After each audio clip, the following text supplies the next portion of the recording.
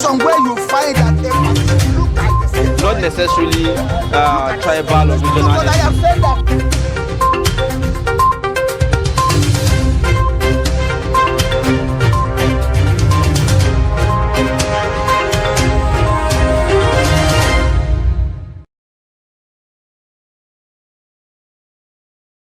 All right, thank you so much for staying with us. You're watching Daybreak on Trust TV. It's time for us to take a look at the dailies on Daybreak, and we'll begin with the Daily Trust newspaper this morning. The lead story there talks about cash. It says Naira scarcity worsens as banks limit withdrawals, ATMs run dry. The writer says merchants groan as farmers insist on cash for grains. Cattle traders affected in North, POS operators lament. Middlemen get reward for attracting cash. You'd find all the details to that story on page 4. Above the lead story, bandits burn farms in Niger, impose levies, drop contact number on page 16. What audacity you have there. I mean, for you to drop your contact, with the people. And the people will call and they will pick. And nothing happens, just crazy. So sad. Also, you have queues resurface in Abuja as petrol sells for 640 Naira to a litre. Now, other stories, Tinubu's government inherited empty treasury, says NSA, that's a National Security Advisor. You also have over 30 fishermen killed in fresh Taraba boat mishap. On page 7, conversion of petrol vehicles to CNG to cost 6 million Naira, according to the federal government, on page 14. NLC TUC begin nationwide strike today over attack on Ajero, on page 30. And then the last story there, 177 deported as Saudi Arabia cancels visas of Air Peace passengers. FG orders probe, Hajj Umrah tour operators kick, on page 6. Well, what a timing, really, while we talk about Nigeria-Saudi relations and the recent visit of our president to Saudi Arabia and all the pledges that were made arising from that meeting. We're seeing such a story. We'll talk a little more about that in our review. Well, that's that for the headlines here. Right, the major story on the nation says a strike not in nation's interest. That's presidency cautions the labor.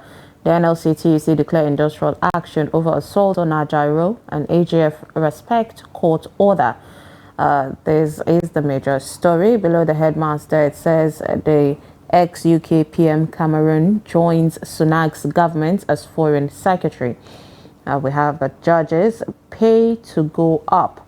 The FCT to build quarters for judicial officers. That's another story that has been in existence, where people have been making accusations that you need to pay in order to even get to the Supreme Court. We have Diri defeats Silva to secure re-election. APC and 7 others rejects result.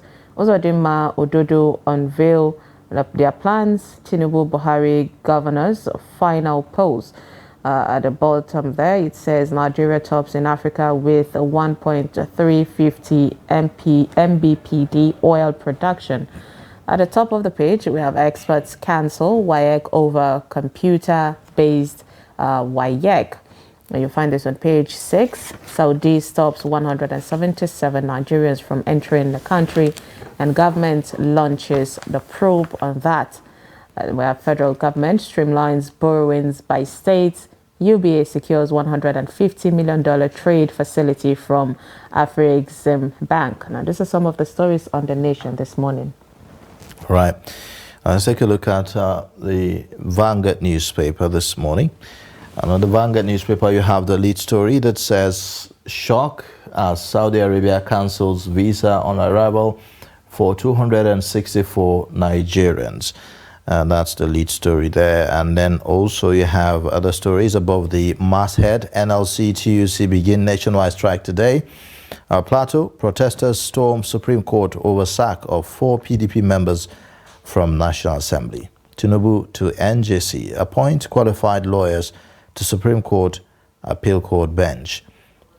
Securities dealers blame speculators for Naira's woes.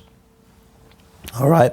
Now, other stories below the pictorial: Bayelsa Imo Kogi governorship polls, triumph, Diri, Ododo, Uzodinma unveil agenda. Why colleges of education can't remit 40% to federal government treasury.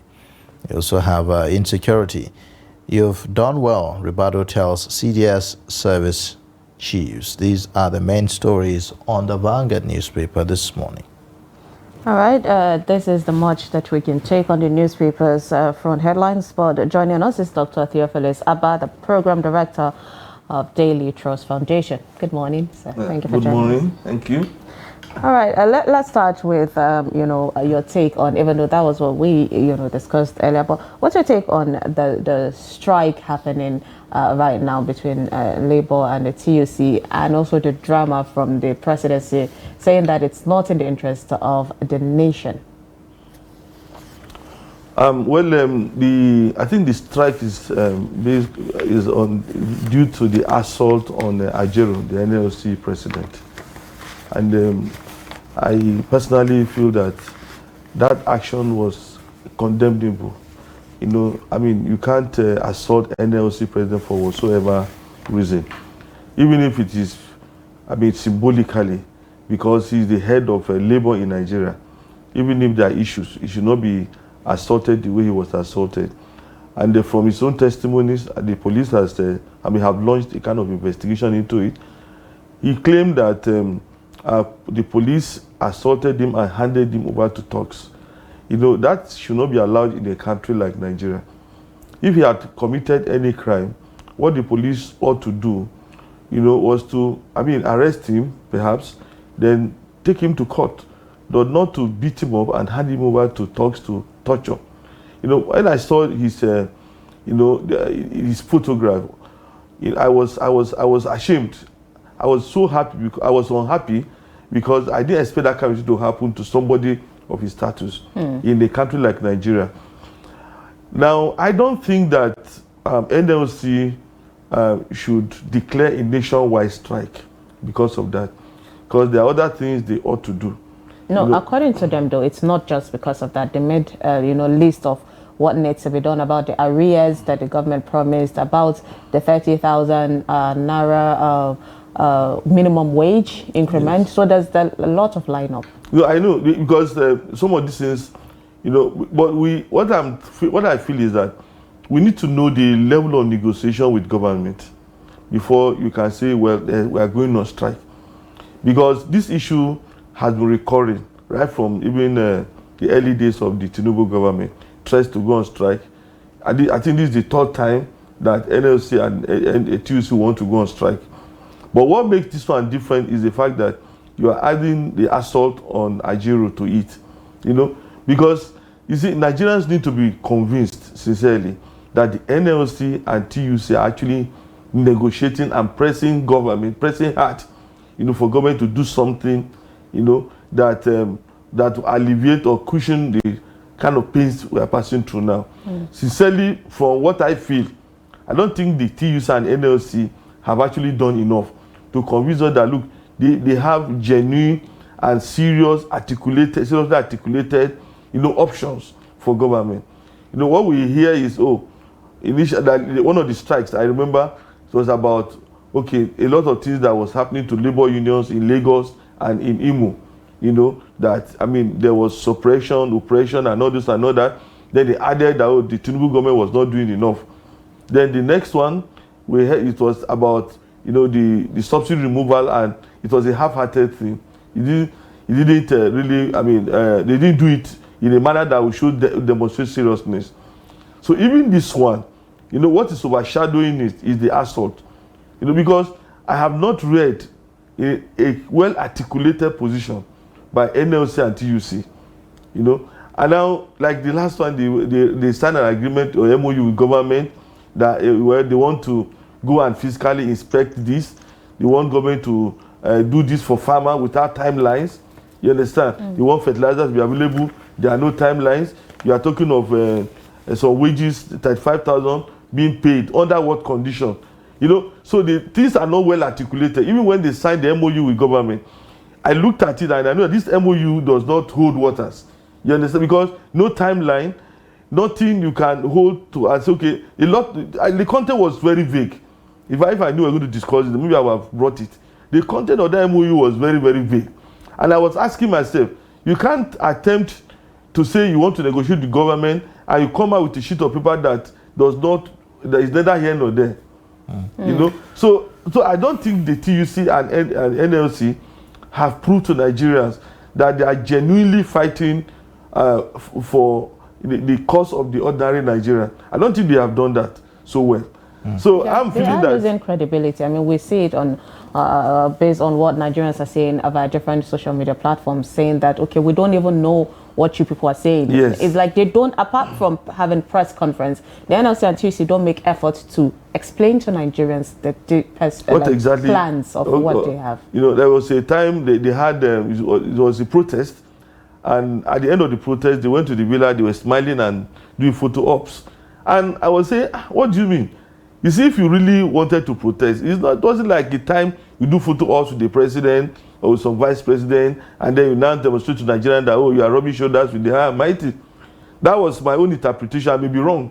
But then the impression I have is that these guys are not really very serious. We are passing through a very difficult moment, and they are not serious about fight, because the NLC and TUC, that is the representative of the labor, they are the ones that can fight for us.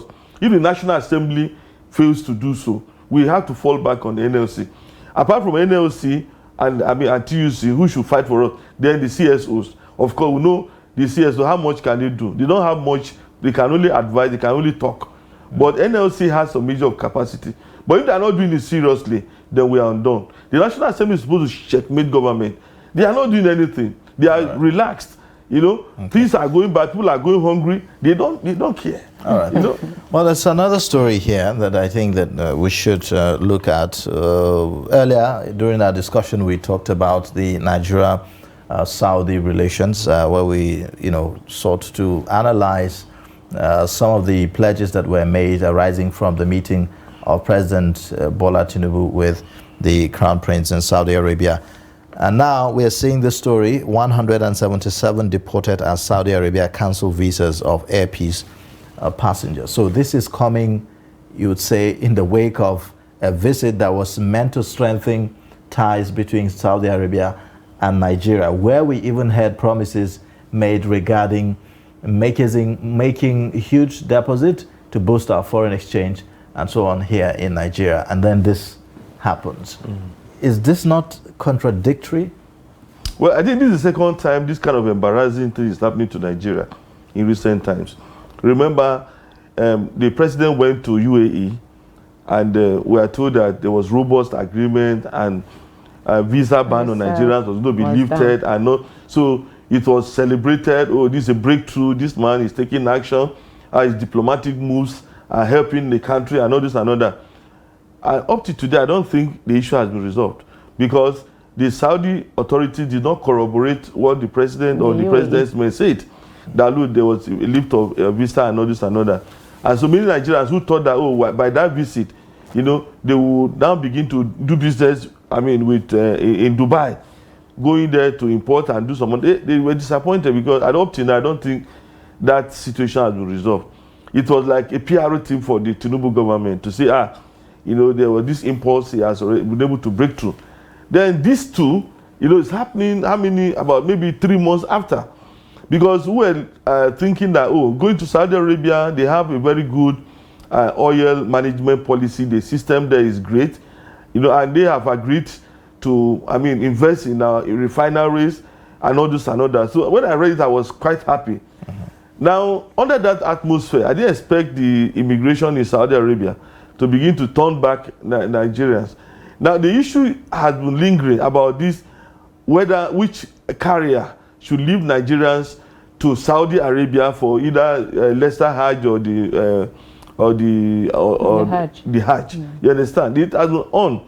Now, and I think that, you see, the Nigerian authorities ought to properly negotiate with the Saudi authorities sincerely, I don't believe that Nigerians going to Hajj must fly the aircraft of the Saudi Arabians. It's not, it shouldn't be so.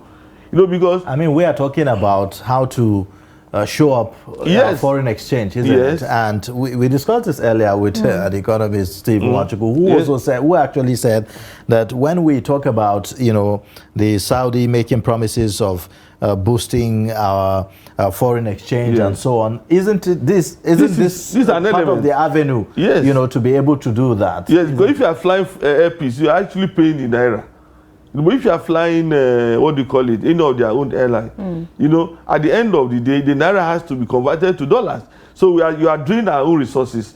So you see, Nigerians, when they negotiate with other countries, they must make sure that they look at all the, I mean, cross all the T's and dot all the I's. Exactly, doctor, because it's like they're always looking for a loophole. Yes. Right now, this agreement was something that Nigerians thought it was done and dusted with about, you know, the travels to Saudi, Nigeria.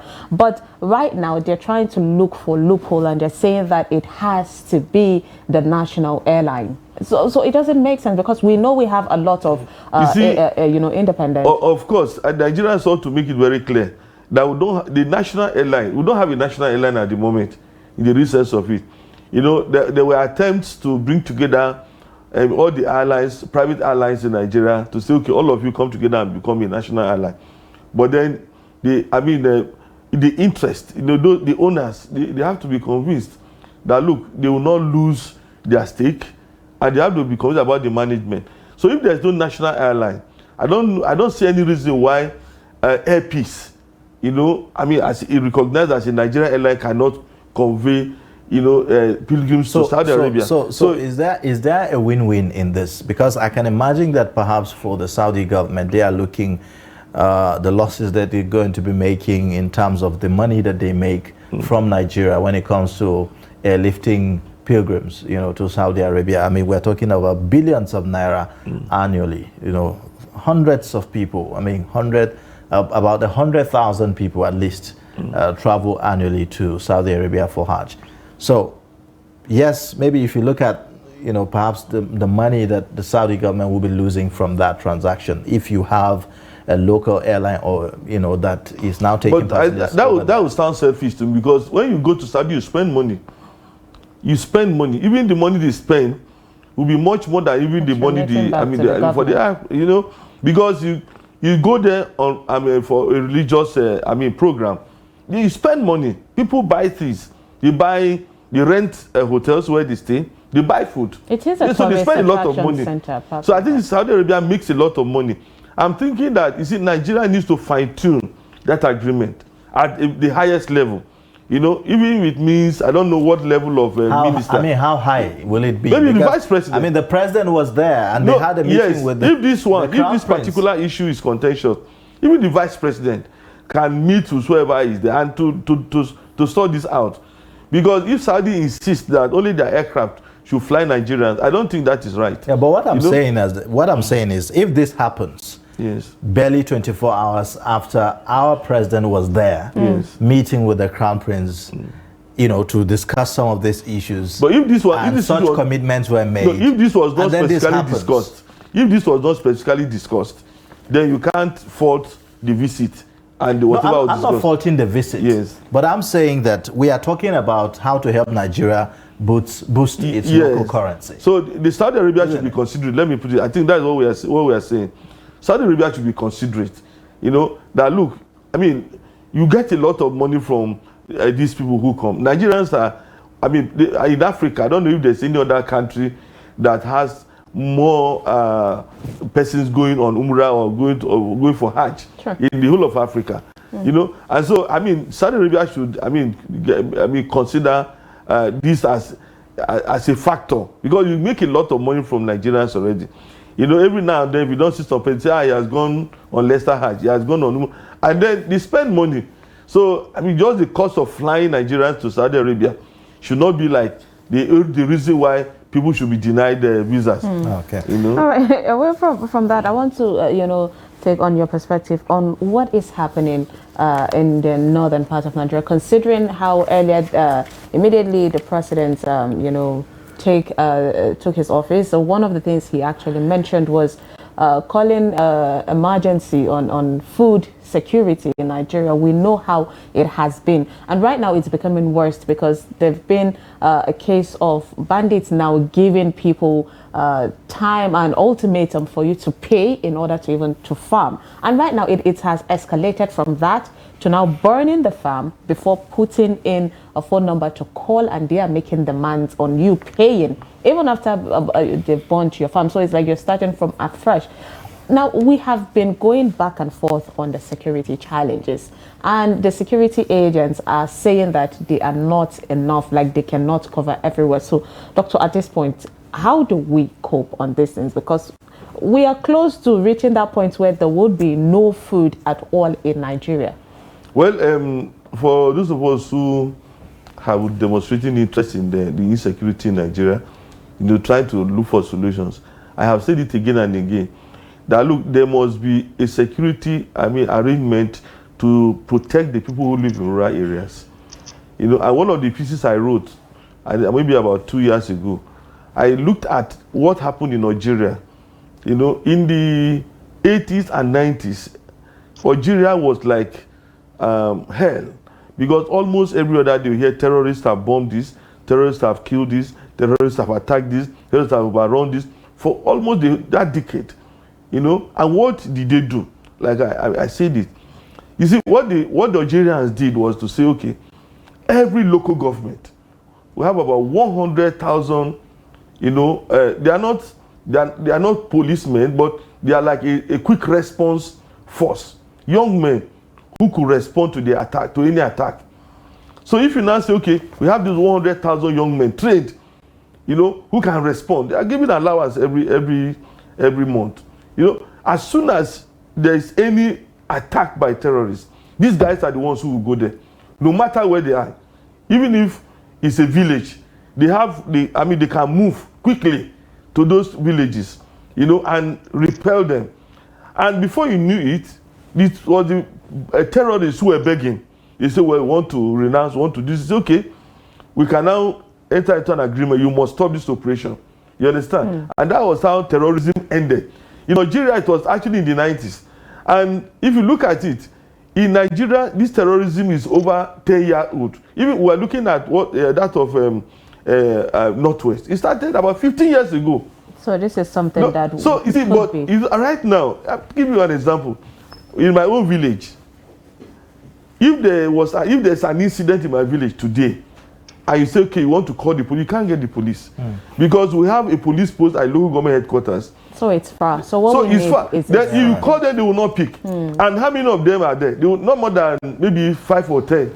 And then they can't respond. So there has to be a way of protecting rural communities in Nigeria. I think that's what.